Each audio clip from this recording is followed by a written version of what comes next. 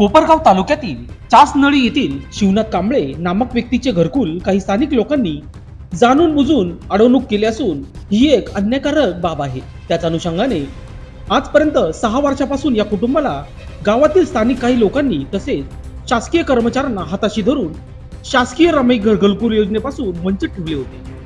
ही बाब मंगेश अवताडे यांना माहीत झाल्यानंतर यांनी या कुटुंबाला न्याय मिळवून देण्यासाठी उपोषण लावले होते। या उपोषणासाठी प्रमुख पदाधिकारी महिला जिल्हाध्यक्ष मंगलताई पाईक, जिल्हा संघटक सागर गांगुर्डे, तालुका अध्यक्ष अविनाश कांबळे, तालुका संघटक वाल्मिक गायकवाड, फकीरराज चंदनशिव, सोनू आहेर, ॲडव्होकेट नितीन पोळ, सोनू कांबळे, नामदेव पवार, कैलास पवार, रंगनाथ मरसाळे, अमोल गायकवाड आदी पदाधिकारी उपस्थित होते।